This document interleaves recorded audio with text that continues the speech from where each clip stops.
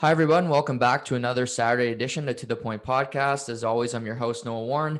And joining me today is one of my oldest friends. We started playing hockey together at age 4. He was a little bit better of a skater than me, probably still is today.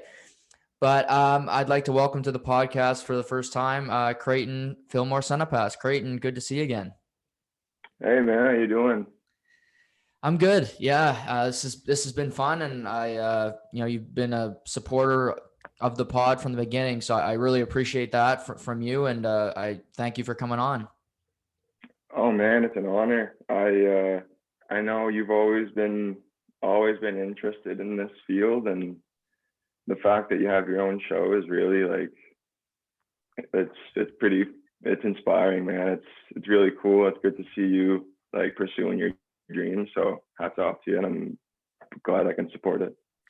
No, I appreciate that. But yeah, for everybody that doesn't know me and Craig, we've known each other since diapers, and we've gone through some stuff together when it comes to like his mother was babysitting me and Tally when we were younger, and we were drinking Buckley's, throwing up together. So we've Oh, been through it all. We've been through it all together. But today we're going to be talking about our Mount Rushmore of sports, and who we see as the top athletes in the history of all the leagues. Could be Olympic athletes, hockey players, what have you.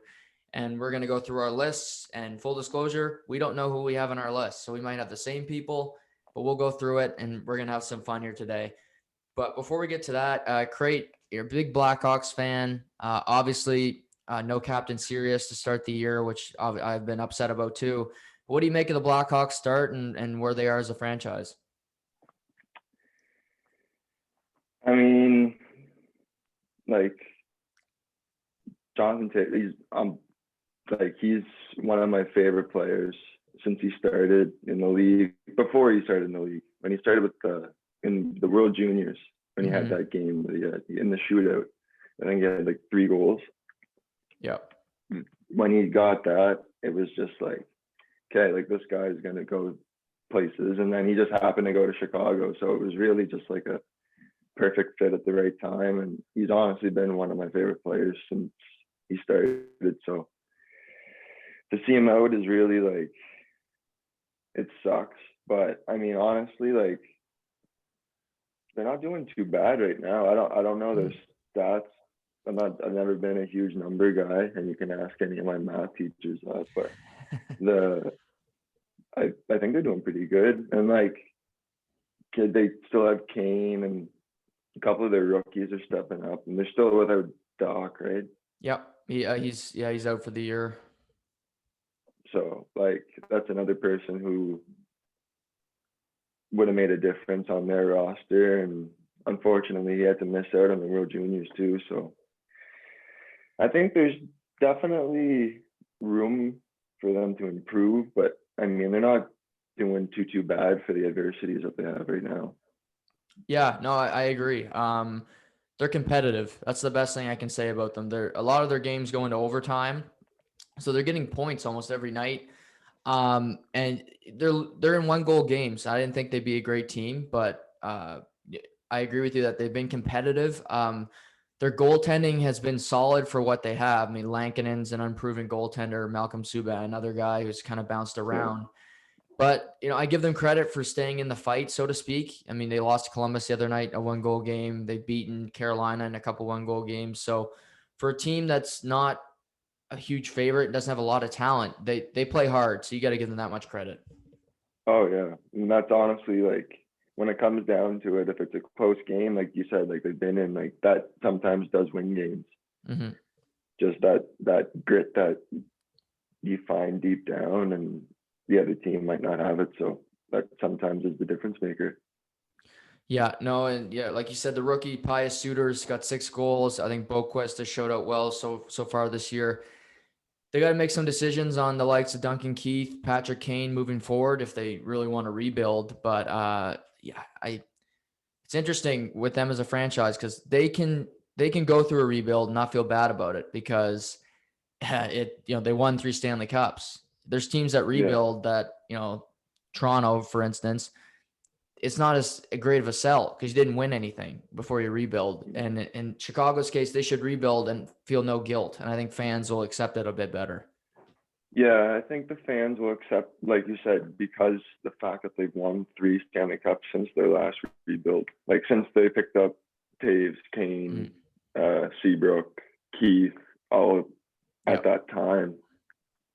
I forget who else. I feel like there was more, but That was the nucleus. Sharp, Corey Crawford. Sharp, yeah. So like since they did that last time, they won 3 cups. Like I don't see why they can't do it again. Mm-hmm. And if, like, from my perspective, like those are all the guys that I watched growing up, so they all have a special place in my heart when they wear a Hawks jersey. But I mean, like you'd hate to see Kane leave or Keith. I mean, personally, like if I was Duncan Keith, if I had to, I don't know, move, I would probably just like call it quits. Really, like I'd retire on a high note. Like he had a great career. I don't know how exactly much longer he has, but I mean, like I can't see him wearing another jersey. Is what I'm trying to say. You know what I mean? Right. Yeah. No.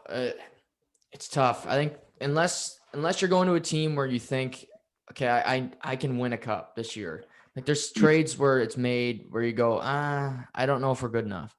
If you got traded to Colorado, maybe you accept it because, you're thinking, okay, we can win one here. But Keith, it would be weird. I think Kane make more sense to trade him because I think he's still got a lot of game left and he's still playing at a high level.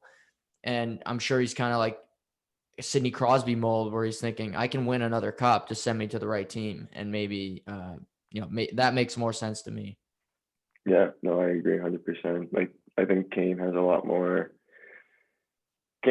like he's like still kind of acting like he's still playing like he's in his prime. And I'm not sure his age, but like he hasn't slowed down at all. So no, he's still an elite player in the league, and I think any team would want him.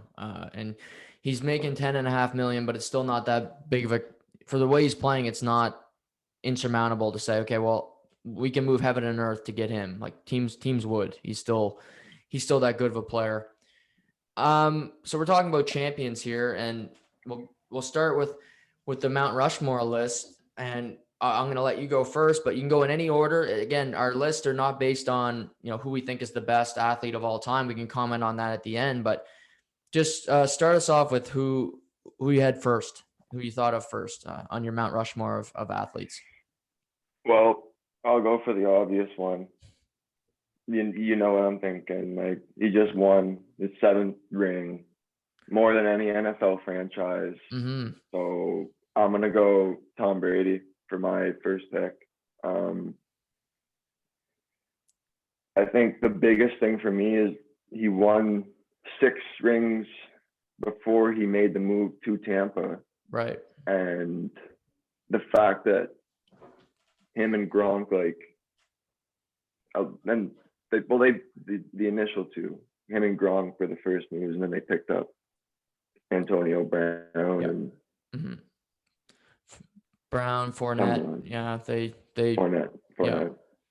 So the fact that he brought a ring to Tampa is pretty like mind blowing. The fact that it's his 7th ring, the fact that he's 43, and he just beat Patrick Mahomes, who's half his age. Yeah.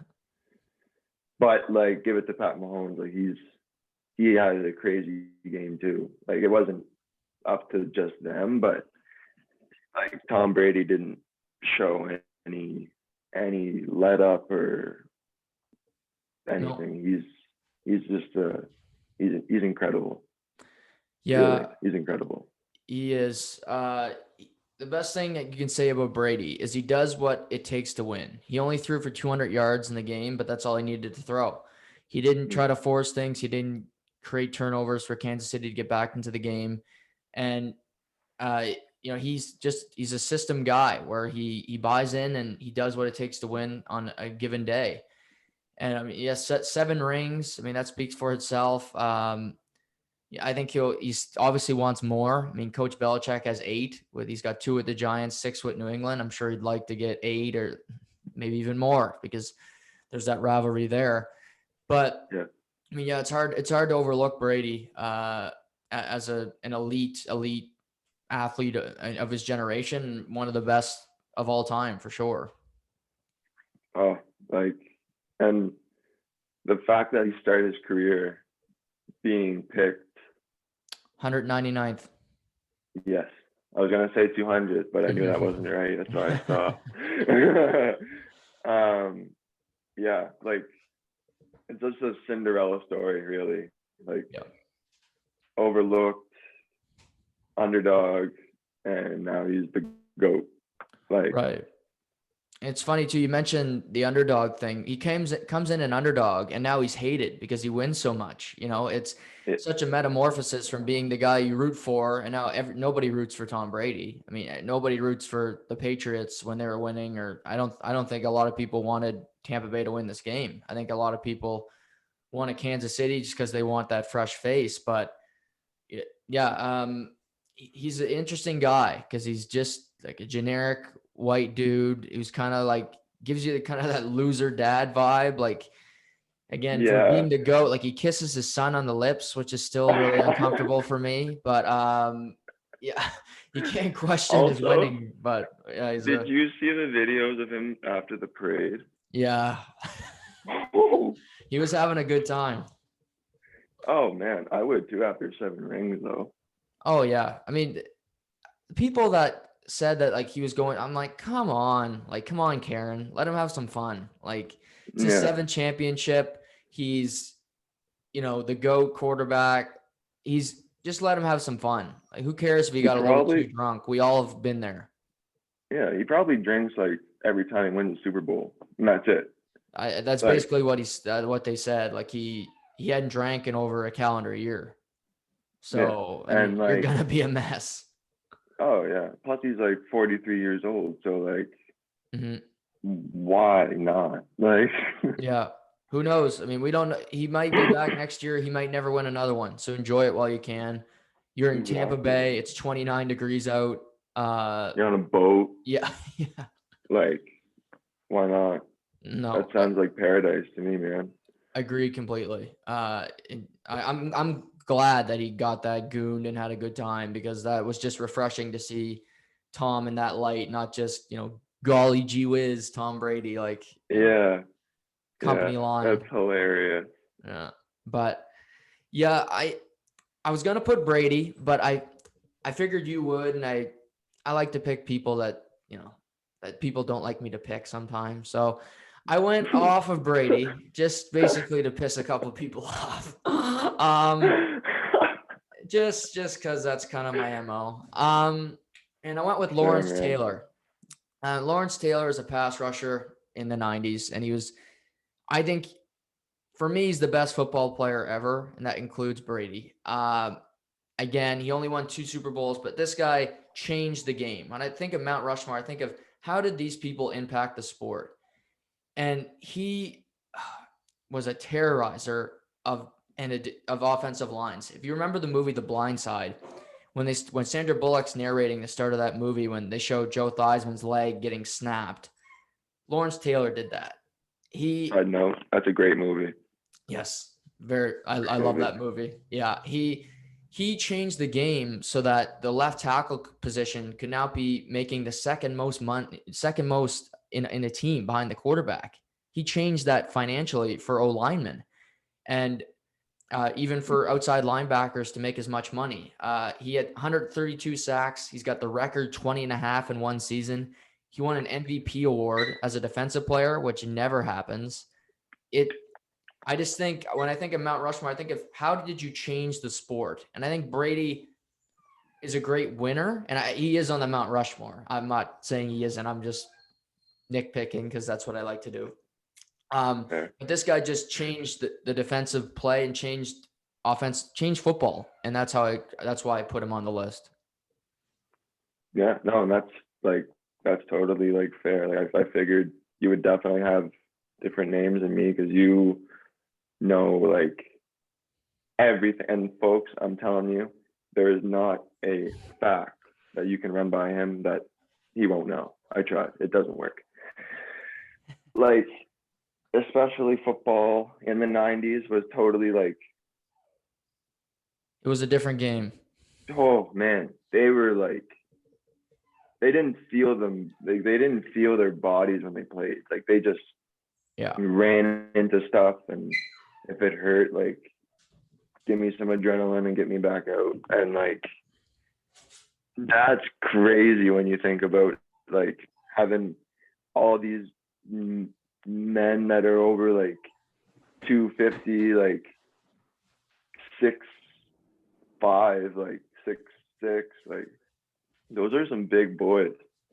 And like the fact that if you could get through them and still be good at doing that, like getting through those guys, like says something about your person, like you're the type of player you are. So like I totally agree. I don't know much. I'll be honest, I don't know much football, but that makes sense. Like right. We see like Aaron Donald now, who's like the best defensive player. He's getting triple teamed. Lawrence Taylor is getting triple teamed first. So it's just the metamorphosis of the game and how it changed. But yeah, no, but you're dead on with Brady. I just wanted to throw another name on there just for a couple people to get mad at me. So I like to do that. Oh, no. I don't think they'll get mad at you, bro. That's a good name. How about who's next on your list that came to mind?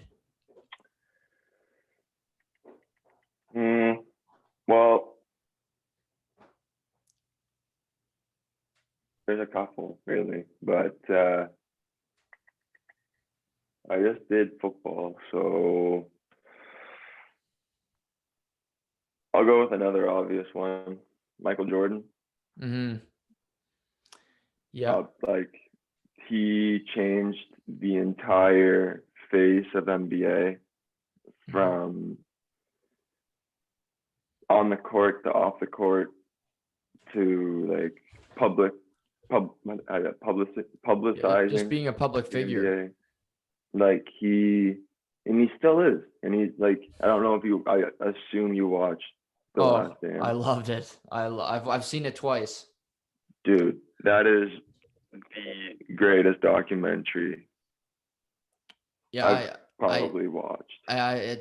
It's unbelievable. If anybody hasn't watched it, I got inspired just watching it about how competitive this guy is. I'm like, let's go do something. Like let's go shovel. Man, like, I'll do it better. It's funny you said that because like the mini NBA hoops you can like kind of like hook on the back of the door. Yeah. Amazon bought that Bud Ball, and I just started like shooting like just for fun. Like it was just like so cool to watch, like the lifestyle and like the fashion and like, oh dude, it was crazy. Plus it was also interesting because like that was like old school basketball, right? And like in comes Michael Jordan and like just makes this huge impact all over the world, and like everybody knows him, and then everybody knows his brand now, and like it's crazy. His legacy, when you think of his business, he still sells more shoes than any other NBA player. More than LeBron, more than Steph. It doesn't matter. He morphs them when it comes to selling shoes. And to your point about the documentary, when they go to the Olympics and it's in, the middle of nowhere, right? It's in Europe. And they're like, well, who's going to know Michael Jordan? They're playing a preseason game in France. He's getting bombarded with people. People are crazed to get to see him. And, he's wearing those long suits, which you never see anymore. Like you said, the fashion and his aura about him it was toxic. And I think he's the most competitive athlete of all time. After watching this documentary, I think it would be hard pressed to find a guy who was more competitive than Michael Jordan. Honestly, yeah, like he just was like a A1 competitor. Like even when he was in the White Sox organization in the MLB. Like Yeah. he didn't like go up there like, oh, I'm Michael Jordan, like I deserve to be on this team just for that reason. No, like he tried and like he went to the tryouts, and I don't know like how well he did in the tryouts, but like he competed and like he did his best, and like I think he made it to their farm team. Yeah, he played AAA ball. Yeah. Yeah, and like who can really go from being the best in the NBA to playing in an MLB farm team Mm-hmm. and still like make it look like a natural ability? You know what I mean? Like it's like he just has that natural competitiveness, and there's not a lot of people that have that, honestly, as like much as him. Right. And like you said, with Brady kind of being an underdog, he was cut from his high school basketball team. He had to play varsity JV basketball, and he never got over that because during his Hall of Fame speech, he invited the coach that cut him from high school to it, and he torched him. If anybody hasn't seen his Hall of Fame speech, go look it up on YouTube. It's different than any other Hall of Fame speech you'll ever see, because it's not like thank you. He brings people there to embarrass them that he feels have wronged him, Man, which is. can you imagine being that coach though? Like, I could have coached Michael Jordan, but yeah. Now he Timmy hates was me. a better pick. Yeah. Oh, No, I mean he's that's a won legend. three rings in a row twice. And he left to play baseball, and really the second time he left is because they wouldn't keep Phil Jackson, and I believe they would have won another ring. It's crazy, but I think just be like Mike. There's no just his whole aura and the business, and him now owning a team. He's getting involved with NASCAR with Bubba Wallace. He's still just as prevalent now as he was back then. He's doing a lot behind the scenes, donating money to different charities. He's a bigger than life figure for sure. He owns the Hornets, no? Yeah.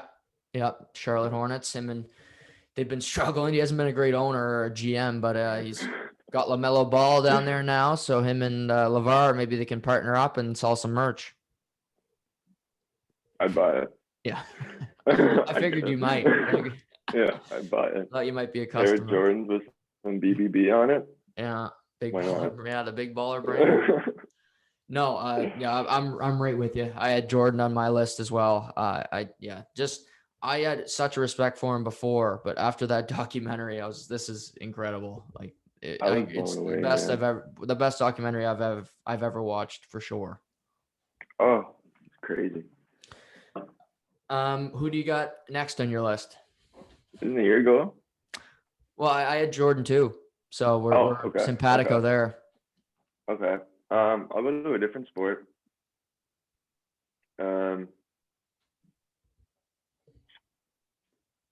Alex Ovechkin. I had on my Rushmore. Wow, I like that. I know. Then because at first I wasn't a huge fan of Ovechkin just because he was like over the top, like showboating, but like the man has like, how many goals does he have, Jiggy? Right now he's got 713, just past Mike Gartner. I told you guys that one fact he doesn't know. Like, that's insane. In today's NHL, to get that many goals with the speed and the size and like the aggression and like everything, like really, like, yeah, he deserves like to be. Yeah, I think he deserves to be on the Mount Rushmore. Like he's just a like workhorse, man. And like he's changed the style of the NHL. The like he's really like, for being like from Russia and coming over to North America, like embracing that culture shock, like the way that he did, like I don't know if you remember, but I think he was like in this like punk rock band at one point when he was like a rookie, and he had like his hair like like Like it's crazy, man. And like you look at like Evgeny Malkin, who like you don't really hear of him like off the ice, but like Ovechkin like ripping around on this like cart thing before a game with like Mike Green and almost gets decapitated by a garage door, and he just plays it off like it was no big deal. Like, and then he goes on the ice and gets like a hat trick every season, like 4 times. Mm-hmm. It's like Jesus, and he's an unreal leader. Now he finally has a Stanley Cup, so like I think he deserves to be there, honestly. Yeah. Gretzky's got 894 goals, but even if he doesn't pass Gretzky, I think he's the greatest goal scorer of all time. For the era that they're in now, when goal scoring is so hard, he's been the best at it for such a long period of time. I mean, he came into the league, like you said, from Russia, and a lot of people hated him right off the bat because he was Russian, which is ridiculous to me. But he didn't have that Russian attitude that was like privileged and spoiled, like you see in some European players.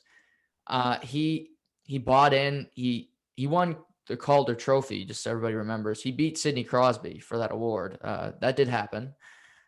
It's not revisionist history. It did happen. Fact check. Yeah, it did. You know, some people seem to forget that one, but and I mean, I love him. As you know, I've got, my dad bought me the thing to put on the wall at their house in the loft. Yeah, the stickers to put on the wall. I mean, he's a polarizing guy. He's one of the greatest. I think he's the greatest goal scorer ever. I was so happy to see him win a cup because that really validates his career.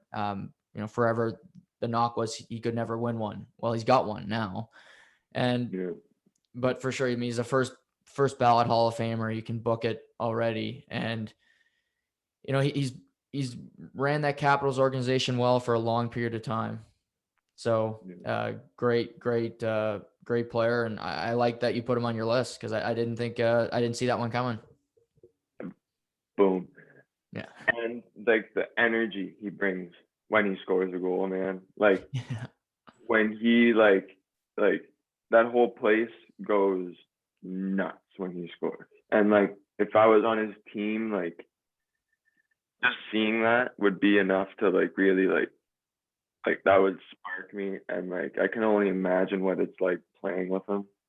Mm-hmm. Really, like it's crazy. I just did a little search there while you were talking. The average goalie size in the NHL right now is 6'2", weighing in at like 200 pounds, 201. Right. So like that's not a small.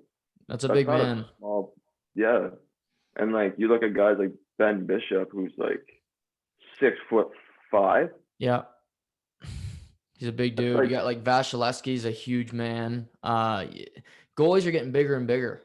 The gear too, man. The gear's getting bigger. Darcy Kemper's like 6'7" in Arizona. I mean, it's gear's bigger. The net seems to shrink, and he continues to. And he's been the same. He's been at the same spot in the power play his whole career, and the league hasn't been able to figure it out.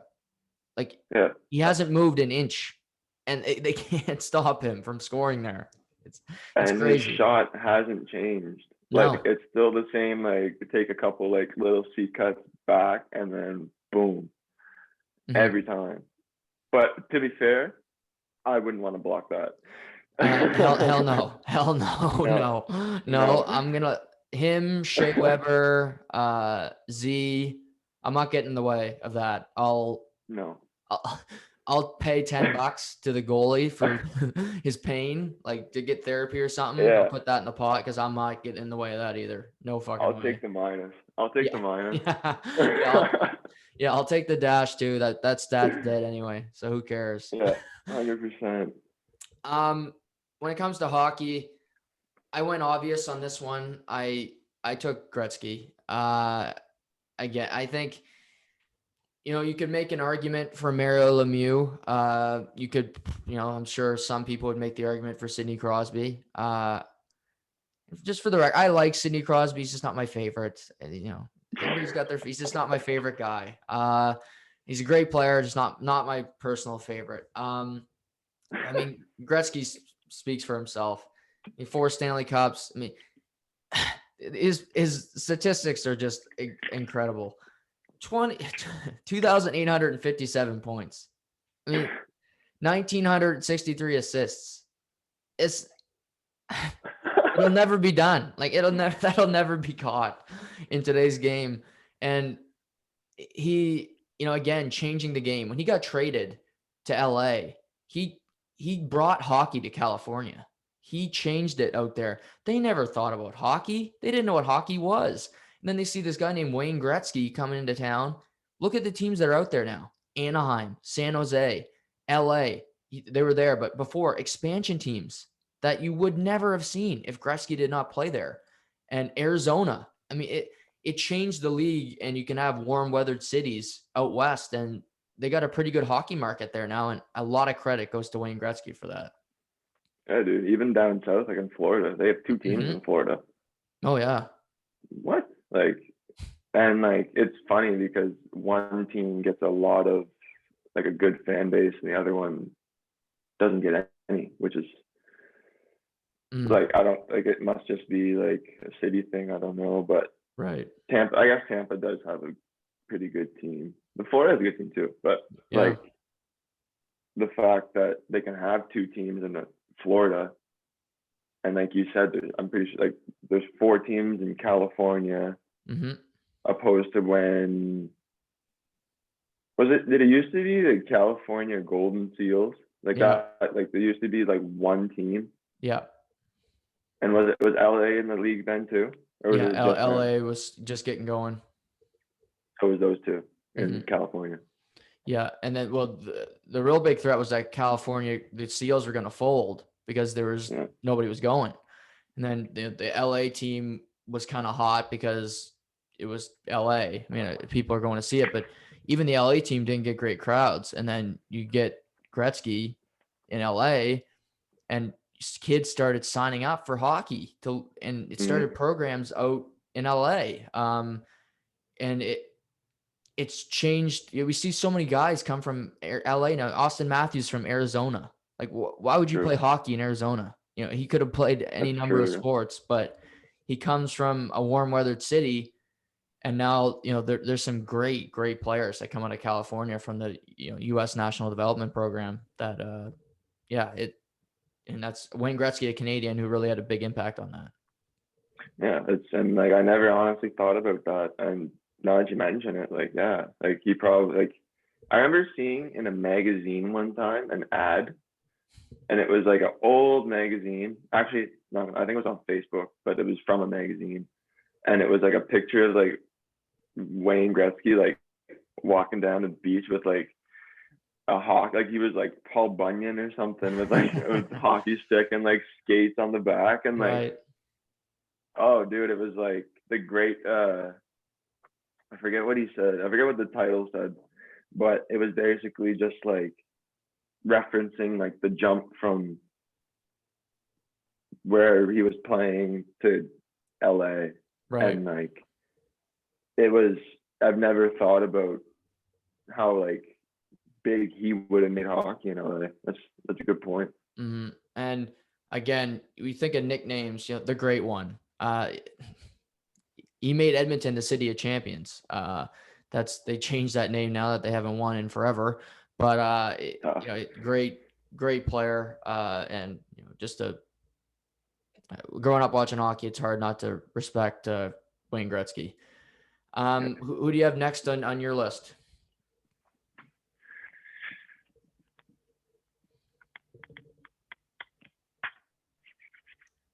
Tiger. Yeah. Tiger Woods. Yeah. Honestly, I don't know if it's because of COVID or what, but golf's huge now. Golf is huge. Last summer, I tried to go whenever I could, really, in Oromocto or West Hills or wherever it was available, and the amount of people that go like daily now is insane. Mm-hmm. And I think like the fact that Tiger Woods has been the face of the PGA for so long.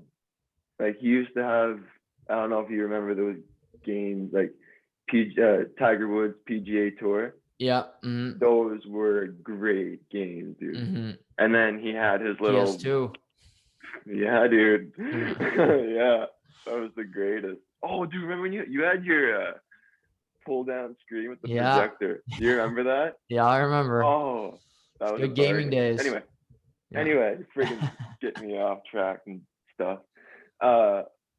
Yeah, like he's been the like the face of the PGA since he got on the tour, and like even before that, like people knew him when he was like 5 years 15. old. Yeah, they knew him. And like he didn't start like getting into like serious golf, and then he was known nationally as like, whoa, hear about this kid like Tiger Woods, like he's supposed to be like next best thing, until he was like 15 or 16. Yeah. And now he's 40 or so. 40. He's 40. I think he's 43. 43. Same age as Tom Brady. Yeah.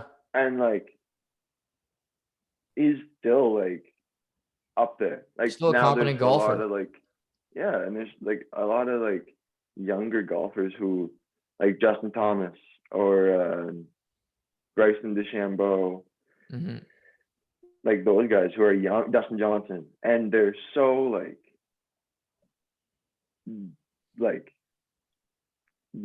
jacked and like bigger, and like Mm-hmm. they hit the ball so much like harder. Like DeChambeau cranks it every time. Yeah. But like somehow Tiger Woods is still able to like keep up with them and like win championships, and it's like woo. Like did you ever see one of his like daily like routines? Yeah, it's pretty incredible what he does. He wakes up at like 5 or something, Mm-hmm. goes to the driving range for like 3 hours, and then chips, I think, and then does a round. Mm-hmm. No, driving range, does a round, and then he practices chipping for like 3 hours, another round, works on putting or something, and then after that he works out for like 4 hours, and then calls it a night and does it again the next day. Yeah. Like I never thought somebody would work that hard for golf, but Right. like that's what you got to do to keep on top, I guess, and like it's working for him. Like he's, except for his one incident that Well, there's a couple instances. yeah, okay, well, everybody makes mistakes. Yes, we like, do. But that was a pretty big mistake Yeah. that he did. I'll give him shit for that. But from a sports perspective, like he's made a change. He's made a difference in golf, and he's really changed the way that I like I've been watching since I was a kid, and that's like the first golfer I knew. And everybody knows like red on Sundays. Yeah. Like he always wears red on Sundays, and like Mm-hmm. now his son. What's the championship that he played with? The PNC. Yeah. Him and his son. Charlie. Charlie. Yeah. Man, Looks exactly like his old man. That was so fun to watch because I agree. I really enjoyed that tournament. Like you've seen Tiger Woods as like a father and a golfer at the same time. Right. Plus Charlie is, when he made that eagle putt and you see Tiger just smile behind, it was really a special moment. It was really cool. Wholesome. Very wholesome. Yeah. I'm like, you never see that on like a regular tour or like a regular championship. No. And I think it was really cool to see like dad Tiger for like a change. Yeah. Like show everybody that he's human. So I think he's I think he should be up there as well. Oh, he was on my list too. I mean, we talked about changing the game. He, DeChambeau, Johnson, you guys referenced, hitting the ball 400 yards now. Well, 20 years ago when people weren't hitting it far, Tiger was. Like, he was working out in the gym, like you said, and he would hit it 300, 320. And that was long back then. He was doing it before these guys did it. Now they're just hitting it farther. Like, they're taking it another step. But his fitness back in the day, Phil Mickelson, who was really his key rival, one of them, he wasn't in great shape. And, Phil was still a really good golfer, but, Tiger was better than the rest because he worked harder. And I can think of so many sports, but I don't know if I've ever seen golfers be more scared of a competitor than they were of Tiger Woods. You could have a 4-stroke lead going into a Sunday, but you were petrified because you knew, okay, who's 5 strokes back me? Tiger. And they would choke away tournaments they should have won. Tiger didn't even play that great in the Sunday. He might have shot 2-3 under, but you went 5 over and you're, sweating and you're hitting it in the trees and it's over before it started. We've seen guys just melt away on Sundays and Tiger would take the victory because it was just the fear of Tiger Woods being there. But again, I agree, the red on Sundays, being a black golfer and him to be that popular, I think is another really key theme here. It was predominantly a white man's sport, right? And he comes in, a multiracial guy, and he just blew up. I don't think I've ever seen a non-white athlete be as popular as Tiger Woods. Still to this day, I really don't know. Like, it's true. Even after his scandals with the wife and everything, he's still so popular. People didn't hate him for it. Before, I think other athletes, they would have buried him. It didn't happen to Tiger Woods because he was that popular. It's true. Yeah, he was respected, man. Like, he was like, when you have like Jack Nicholson and Jack Nicklaus, and like you have like all these like greats that refer to him as like one of the best. Right. Like, that in itself is self-explanatory. Like, when you had, like you said, like, it was a predominantly like white man sport. Like, it was usually like if you had money, like, you know what I mean? Like, it was privileged. Yeah. And like you said, like, it's really like amazing to see like a black golfer come in at the time he did and just take over the game. And like, he's probably inspired, like, I know he has inspired like the golfers of today. For sure. Not just black, but like Asian golfers, like Colin Morikawa. Like no one's heard of like an Asian golfer before. Like, I think the first one might have been like, I don't know, Sungwoo Kim maybe, or something like that. I'm trying to remember, but like, it's point being, like, if it wasn't for Tiger Woods, like, it could still be just a predominantly white person's game. Right. And golf has really like shown that like it doesn't matter like where you come from. If you love it and you practice, you'll get good. Right. And some people naturally have it, which helps. But those people, Tiger Woods, put in the work as well. So I think it's well deserved, the praise that they get. Yeah, no, he's the GOAT of golf on and off the course. And you know what I mean when I say that. Just, he had a lot of fun too. So I got to congratulate him on that. I don't blame him for that. But, 82 career PGA Tour event wins, 15 majors. He's a larger than life figure like Jordan, and he's fantastic. That's insane. Who's next on your list? So I also had Tiger. Did you? God damn it. We're good. Yeah. We're good. You know what? I'll throw a sentimental one in there for us. Okay. My father, Everett Sanipass. Reason I'm saying that, not because he's my dad, but So right now I work for Aboriginal Sport and Recreation New Brunswick, which is all the sports and recreational activities and first like in Indigenous communities in New Brunswick is Right. put on by our organization. And like just going from like community to community and hearing like, oh, like you're Everett's son. And then I'm like, yep. And just hearing the respect that they have for him, being the first Mi'kmaq hockey player to be picked in the first round of the NHL draft. You know, it's crazy to think about, especially at the time.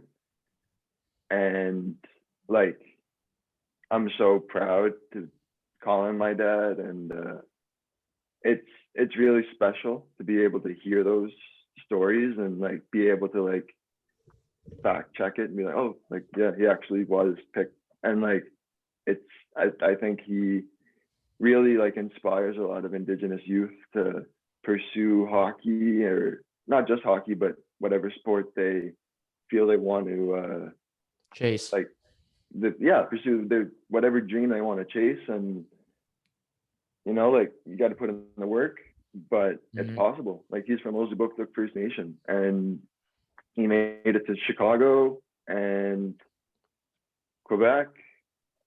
And he was also, a lot of people don't know this, but he was also in contact with Pittsburgh Pirates organization at one point.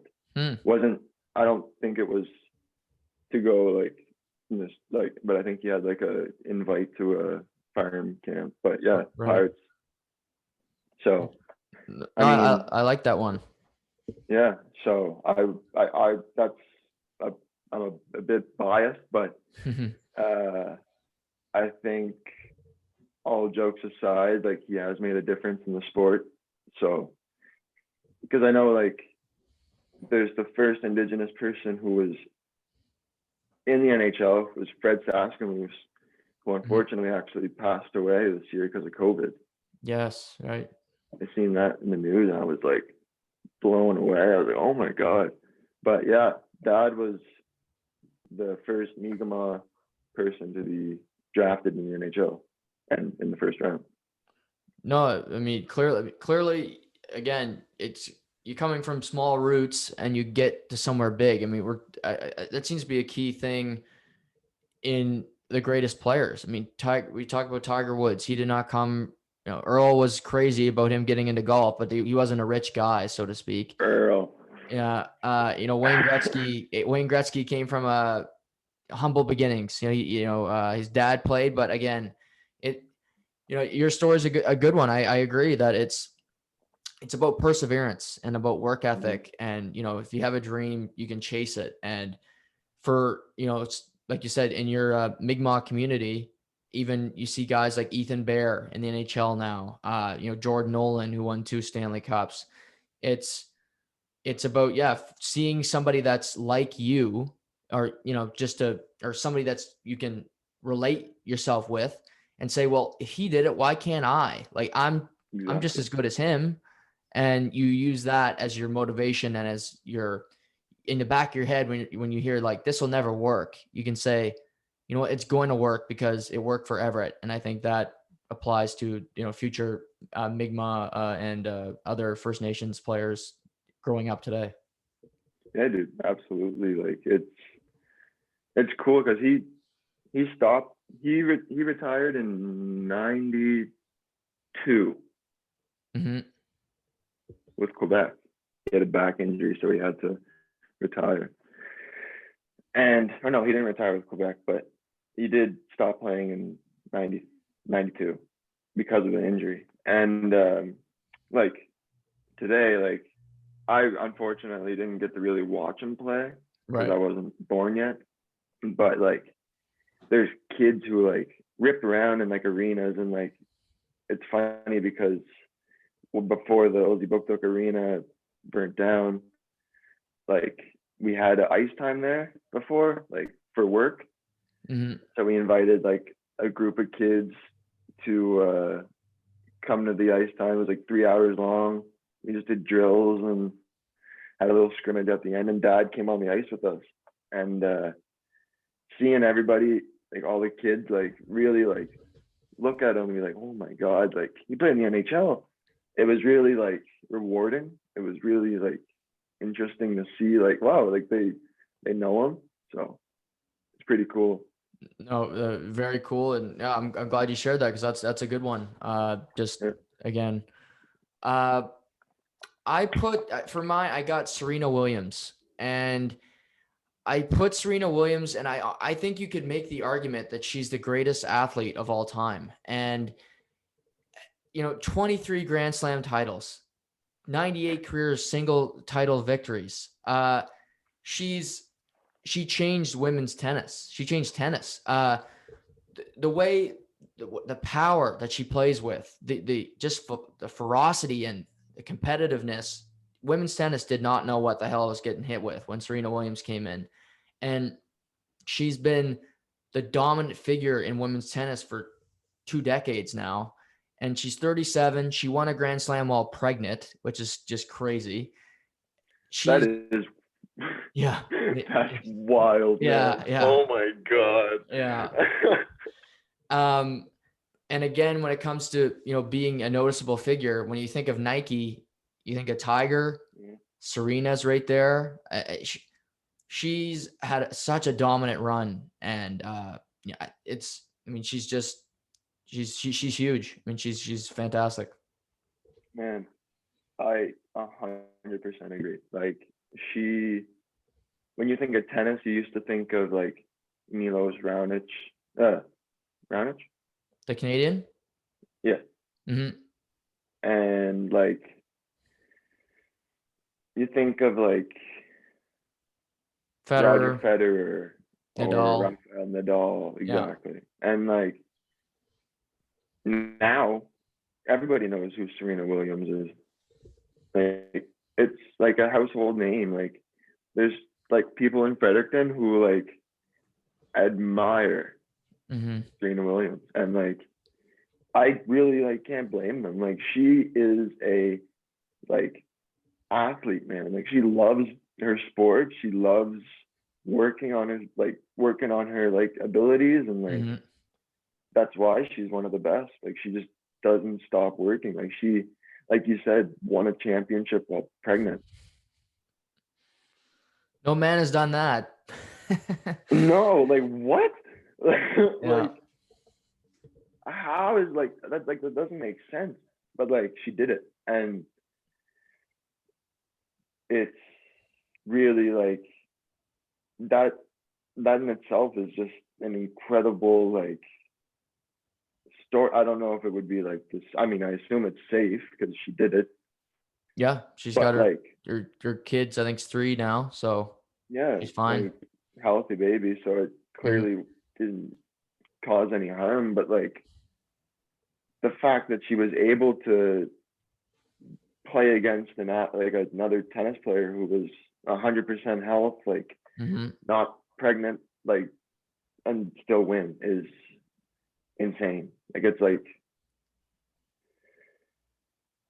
It's almost like superhuman, really. mm-hmm. I mean, Like yeah, the serve that she had, the women didn't know what the hell to do with it because it was going 35 to 40 miles per hour faster than theirs. They couldn't return it.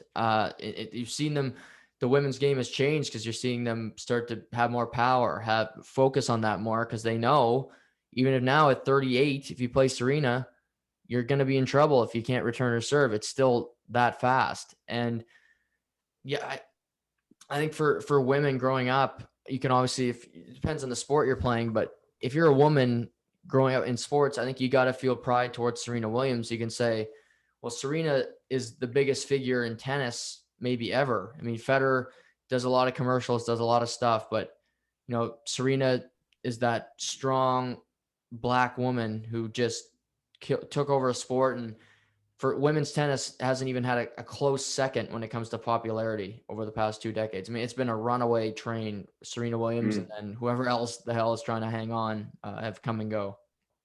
like oh, what's her name? Andrea, the Canadian Andrea Andreescu. Andrescu. Bianca Andreescu. That's Yeah, what it is. there you go. Yeah, I was like, that's not right. When they faced off, and Andreescu won, Yep. but it was because of an injury, right? Yes. Yeah. Do you remember that? Serena had to pull out of a match. Yeah. Early on. Yeah, and like I know like it might be like a little like, well, that's a matter of opinion, but like usually when you win a championship, like doesn't matter how you win, like you won it. Yeah. And like especially in an individual sport, like it, if you won, you won. Yep. But like the respect that Serena has from Bianca. other tennis like like tennis players Yep. is insane. Because I remember Bianca, like even like in her like acceptance speech or whatever you want to call it, she was like, it's not exactly how we wanted it, like whatever. Like she was almost like, and almost like she felt bad, and like in a sense, like I could see that she would, because Right. you don't really want to win by a injury, Forfeit type thing. Yeah. yeah, and like especially when it's at like that level of stage.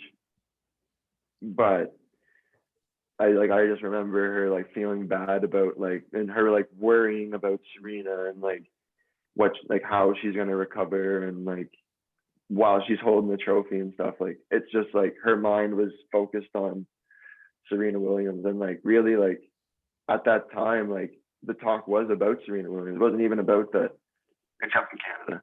Canada was pretty excited that, that Andreescu won.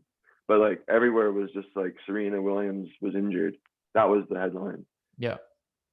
No. And then like I agree 100%. She's definitely made a huge, huge, huge impact in tennis and like women in sports in general. Yeah.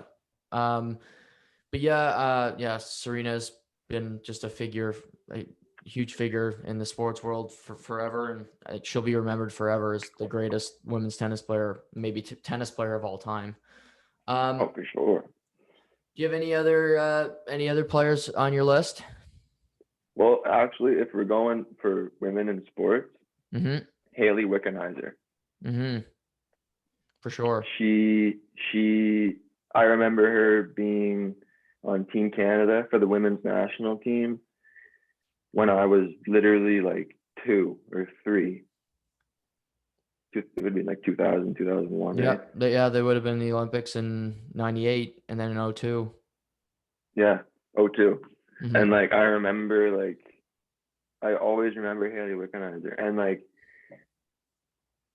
she's always stuck with hockey throughout her entire career. And like now, she was the first woman that was hired by the NHL, right, or something like that.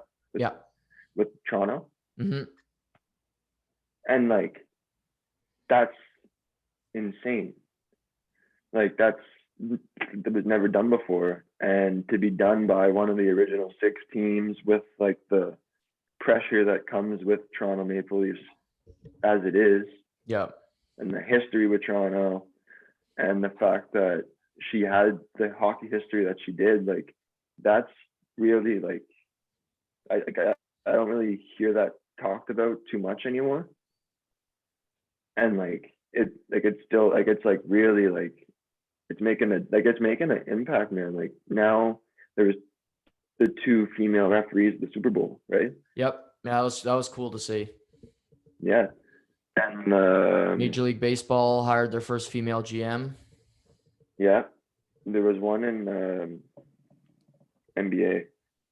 Yeah, they got Becky Hammond is the assistant coach in San Antonio. She'll be a head coach soon. Yes, with the Spurs. Yeah. Yeah. So no, Hayley, like you said, she was such a good player for such a long period of time for Canada at the Olympic stage, World Championships, but just the lasting impact she had on, breaking down that barrier, so to speak, her getting into the sports world with an NHL team. And now she's becoming a doctor. I mean, she's a really, it's easy to root for Haley and what she's done. Really, a lot of hard work and winning gold medals for our country consistently.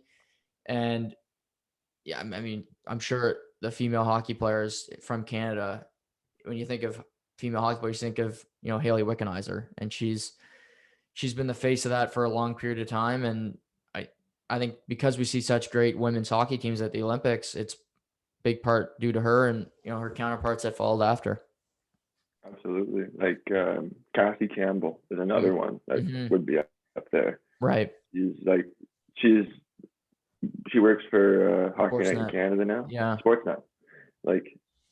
And she has the same hockey history as Haley Wickenheiser. She coached too. It's really getting to the time where women can jump into a man's sport and do just as good of a job, if not better. Really, there's no reason to really discriminate about a certain sex or gender or whatever. Now it's really about all the sports are kind of taken from I find personally they went from a brute physical mentality to a statistics number science mentality, all sports. So now you don't necessarily need to be 6'4", 200 pounds, whatever, depending on the sport you play. It's not if you have the intellect, sport knowledge or sports intellect, there you go. Wow, nice. Sports intellect, you're gonna do just as good of a job as anybody else. So absolutely, I think that's the day and age that we're at, and really it's about time that idea of women can't do what men can do is just it's ridiculous. Out the window. It's not hiring the best person, regardless of sex, regardless of race. I completely agree. I mean, it's been a long time coming. It should have been done years and years ago, that women, minorities get opportunities. We still see sports leagues struggle with that and hiring minorities, which bothers me to no end. But we're starting to see some progression here, and that's a good thing. Just hire the best person. If it's a man, if it's a woman, whatever, it doesn't matter. Just hire the person that deserves the job, right? And women can do better than men on most things, because I think growing up, we saw our mothers and fathers. Mothers usually were doing the multitasking while the father was there waiting for the meal to be cooked or what have you. So that's how my house went anyway. Exactly. But yeah, no, great name there. I'm not going to go too far into this because I'm not a big Olympics person. It's not my favorite. I like them if you finish first. I don't think there should be silver and bronze medals. That's another. Are you going to say who I think you're going to say? Hot take, but Michael Phelps. I mean, he's swimming. It is what it is. But 28 medals, 23 gold. In four Olympics, he was the biggest name in all of the Olympic sports. I mean, him and Usain Bolt, but he was even more dominant than Usain. He dominated swimming for such a period of time, and it's tough because it's a 2-week thing, and then you forget about him. But Michael Phelps, just crushed swimming and did that so effectively for a number of Olympics. Yeah, and really it's funny because you said swimming, and nobody when you think of the Olympics, you think of basketball or I don't know, track and 100-meter race. That stuff. And you never heard of swimming until Michael Phelps really came into it, and like you said, was just this unit that could fly in the water, and people were noticing it, wow, it's Michael Phelps. And now he's a common name in sports from swimming. And you said, it's only 2 weeks a year, or every 2 weeks every 4 years. Yeah, but yet it's still a common name. Yeah. And if you can make that impact across the world in 2 weeks span and still win like, how many medals did he win in total? 28? 28. Fuck. 23 28 gold and medals. like, if you can bring your country 23 gold medals, Yeah, that's pretty impressive. that is very impressive. And Yeah. like, whether it's swimming or Beatboxing, anything, like speed walking, whatever, yeah. like, See, I like that 23 event. gold medals. Yeah, speed walking. Yeah, I want to get into good that. event. Yeah, shin splints. Yeah. Oh, oh, that would suck. But no, Yeah. I agree 100%. Michael Phelps really did make an impact in the Olympic world and like USA swimming for sure. Yeah, no, for sure. We'll do a few sentimental picks, but do you have anybody else on your list that you want to name before we get to the sentimental picks? Kobe Bryant. Mm-hmm. Yeah. Kobe Bryant. He definitely is up there. He actually, it's funny because when I said Michael Jordan earlier, you were like, I don't know if we'll find someone as competitive as Michael Jordan. Right. Baby goat. But Kobe Bryant was definitely up there. Mm-hmm. Agreed. And like the impact that he made on not just like basketball, but like the world because through basketball is insane. Unfortunately, like him and Gianna and the other like 15 people crash victims, terrible. They lost their lives, but like it was so sad to see like what like he could have had, what he could have done, and what Gianna could have done. I think he would have had as good of a second career as anybody ever has. He already won an Academy Award with his short film Dear Basketball. He was writing. He had so much. He was such a worker, and I think he could have done so much. But in his time that he was here with us, he won 5 championships. Like you said, he was like Jordan. He loved Jordan growing up. That's who he. If you watch him play, he looks exactly like Jordan. The way he plays, he didn't wear 23, wore 24, but it was so he was be like Mike. That was Kobe Bryant. He modeled himself after Michael Jordan, and that's a great one because he's in the gym when we were in high school, we always yell Kobe, and Kobe. that's enough of itself just to think of that, to model your shot and just hope that it goes in like his. So that's a good one too. Yeah, honestly, like, and like he was a coach. He coached his daughter's team. Yeah. He ran programs for like youth that weren't able to play basketball on like a regular team. Yeah, and like he was just all around, like on and off the court, just a great person and role model. And it is sad to see him gone. Yeah, but, no, like, it's terrible. Oh, it is. I still remember that day because it was just past a year ago, and it was the Sunday before the Super Bowl. And my sister had texted me, and she said Kobe died, and I said, "What?" Like that would have came up on my phone. And then looked it up on TMZ, and I couldn't believe it. Like that day was just it rocked me. But yeah, no, his legacy will live on, and I agree with you that he's right up there on the Mount Rushmore of athletes. So before we wrap up today, do you have any you mentioned your dad, which I like that you threw that one in there. Couple like sentimental, just players you love watching growing up. Before we wrap today. Yeah, dude, Shaq. Shaq Diesel, baby. Oh my God, I've always loved watching Shaq, man. Like, just like he's so funny, and like he's just such like a character. But like when it comes to like playing, like he's the absolute beast, man. Yeah. And like I put him on the list with Kobe, just because like when they played together, man, it was something to watch. Like I watched, like I've only seen videos of it because at the time didn't Mhm. really comprehend what was even going on if I was even born. So like I literally have only watched videos, and it's insane.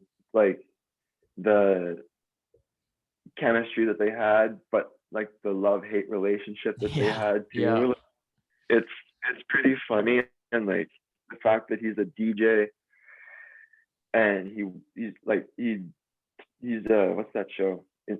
NBA Oh, Inside the NBA. Inside the NBA. Yeah, It's a great, great show. Him and like him and Chuck are Charles hilarious. Bark. Yeah, Chuck, man, they're so funny when they're going back and forth, Yeah.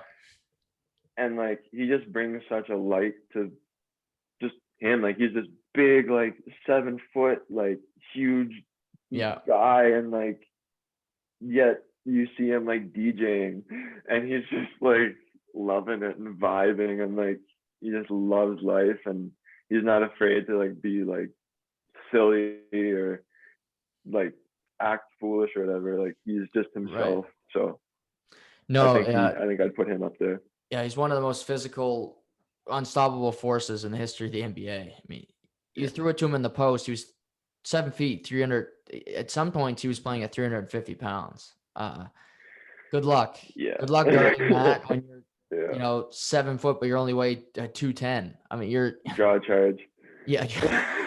Hope for something. Try to get a flagrant or something. Oh. Move your face right in front of the ball or something. Like, I don't know, but Holy yeah, Jesus. he was. For me, this one won't surprise you, but Dirk Nowitzki, it's my Dirk. guy. Dirk. For us uncoordinated white guys, Dirk was really he represented. He represented us in a good light. Won an MVP, won an NBA Finals MVP, won a ring, beating LeBron James in 2011. Mhm. He's sixth all time in scoring. He was just it for me. When I first started watching basketball, I said, "Who is this guy? Like, he shouldn't even look like he shouldn't be playing. Like, he's so awkward out there." But he had Oh. such an unstoppable shot, and I just loved him because he was built like a milk bag, and I was like, okay, well, I can relate to this. And yeah, obviously I named my dog after him. A little shout out, but it's yeah, I love Hey, Nowitzki. hey, Dirk, my dog's named after you. Yeah. If I ever meet him, I'll bring that up. Yeah, at Dirk Nowitzki. Yeah. It's funny you mention him because actually I heard a story about him the other day, and before he was, I think it was Chuck, actually Charles Barkley was saying it. He was in Germany, and he was playing like an exhibition game Hmm. against the team from Germany. So like Chuck gets on the floor, and like he sees this like 7 foot guy who was a young Dirk Nowitzki, Hmm. and he was like, "You play basketball?" I think that's how it goes. You hear this story? No. Oh, so like he goes on the floor or whatever, and I guess like Chuck's like, "Do you play like basketball, or like do you play a lot?" And he's like, "No, not really." Like, so do you want to play? And he goes, "No, I can't. I'm going to the army." Dirk Nowitzki was going to go into the army. Right. 7 foot Dirk Nowitzki was going to go into the army. So then Chuck goes like, "No, that's not happening." And like I guess he got on the phone with a guy and got some contacts, and he's like, "You got to get this guy like signed or a tryout or something right now, because Right. he's going into the army, and there's no way he's gonna like there's no way he's going. He's 7 feet tall. He's playing basketball with us. Like, you know Right. what I mean?" No, that's And that's like cool. that's hilarious. That's a funny story. I don't think I said it like 100% right, but it was something like that. So Hmm. you'll have to look at it, watch it or something. Yeah. But No, I loved him growing up, and I still do. He's retired now, but he's still one of my all-time favorite athletes. And then for me, I'll just close by saying Jaromir Jagr. He's still my favorite hockey player. The way he played, sticking his ass out there, nobody could take the puck from him. Being such a good player on those Penguins teams, but he was so overshadowed by Mario. But just how good he was and again, he's second all time in points. He would be even close. He'd be closer to Gretzky. He played 5 years of his prime in Europe in the KHL. but he was, two-time Stanley Cup champion. He's still playing in Czech Republic right now at 48. It's crazy how much he loves the game. And not just playing either. Like he's like getting points. I know. I saw a video last week. He went bar down. Like he's 48 years old, dude, and he's Yeah. keeping up with like guys who just got in the league. Mhm. Like that's insane. And like the confidence he has in himself Yeah. is like just so like Yager. Yeah. Yeah. Yeah. I Exactly. don't know. You remember when Boston made the playoffs and Yeah. they did like the player interviews or whatever, and he's like, Yeah. Who's your favorite Jaromir player? Jagr. I'm from Czech Republic. My favorite player, Jaromir Jagr. Yeah. Yeah. No, that was great. But yeah, he's phenomenal. But anybody you want to mention before we wrap up, or are you all good? I got Muhammad Ali, but Good one. He's been a part of my life for when I was young. Like my uncle Fillmore-Sanipass, he was a Golden Glove champion, and he unfortunately passed away with cancer a couple years ago. But Muhammad Ali was always like a talked about name between them, and like I remember they would always say his saying, float like a butterfly, sting like a bee. Muhammad Ali. And that was always like something they would say. And then if they were ever like just like messing around, like you'd always see them like doing their thing and pretending to be like Ali. And honestly, just like the confidence, like again, that Muhammad Ali had, and like he could back it up too, was it was like special. And he was just a unit, man, and he was just an unreal boxer. And he's one of the greats. Absolutely. Oh, absolutely. One of the biggest athletes ever. And then also just his activist, not going to war in Vietnam, taking that stance, changing a lot of things, changing his name from, Cassius Clay to Muhammad Ali. He's a huge figure in sports and in the history. But no, Creighton, it was a lot of fun today, going through these athletes that maybe aren't playing anymore, but we still love to talk about. And obviously good to see you, but thanks so much for coming on the podcast, and we'll have to do this again down the road. Oh man, thank you for having me. It was an honor to finally get on here, and I'd love to do it again. Also, side note, how does that not make you feel old? How many people we just listed off and that don't play anymore? Yeah, I know. Oh my God. Yeah, it is a bit sad. Yeah, I know. God. Yeah, I'll have to go watch some reruns of Teletoon or something after this. Yeah, and like the old footage, so it makes you feel young again. Right. No, but thank you so much, everybody. Thank you for supporting me as always. I'll be back Monday to recap the weekend in sports, but until then, stay safe and take care.